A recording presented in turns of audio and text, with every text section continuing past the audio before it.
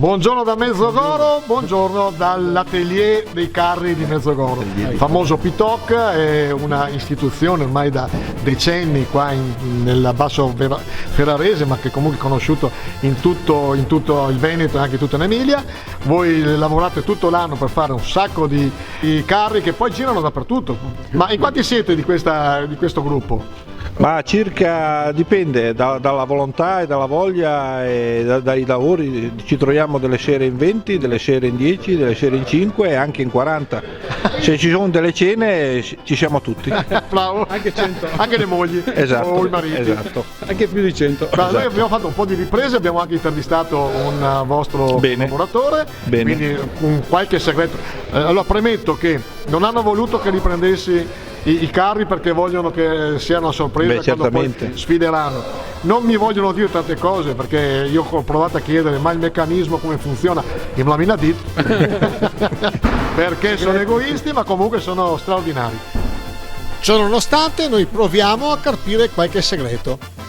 Allora Gianluca, qua siamo davanti a un carro che naturalmente non facciamo vedere in completo perché dovrà essere una sorpresa, e vediamo la famosa cartapesta. Cosa bisogna fare per ottenere poi un risultato come quello che ottenete voi nei vostri carri?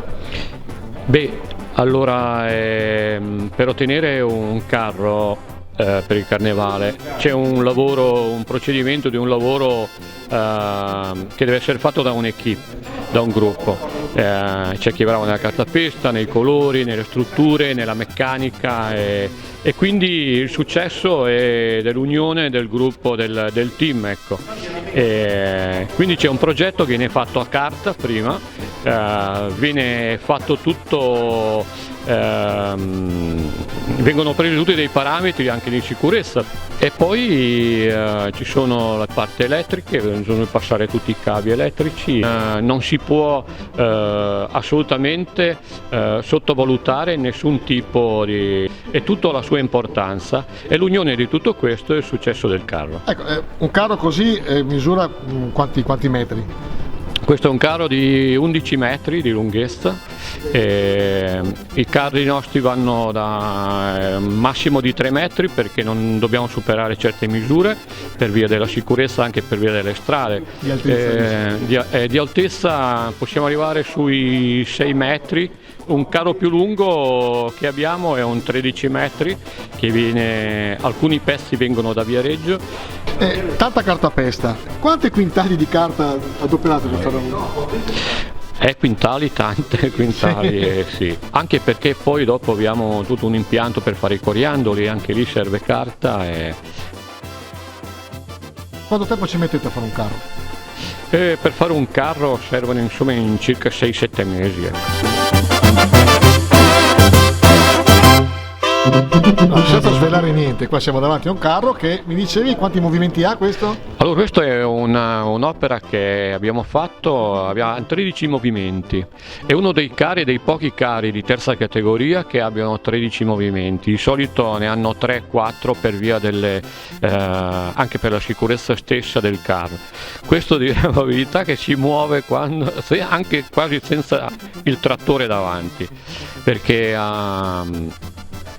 la facciata davanti che gira, gli occhi girano anche loro, più abbiamo le due chitarre laterali che si muovono, ondulano, in più abbiamo un robot che suona il pianoforte. Questa è una novità, che tutto con un procedimento e tutto un impianto ad aria all'interno.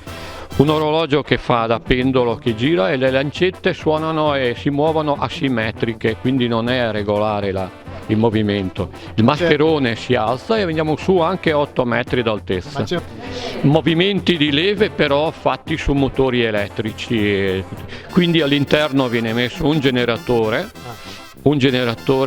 a tanti kilowatt, insomma. Che deve passare dalla 380 alla 220 e poi abbiamo degli inverter apposta per ridurre i giri, per fare in modo che tutto sia lento però sia ordinato.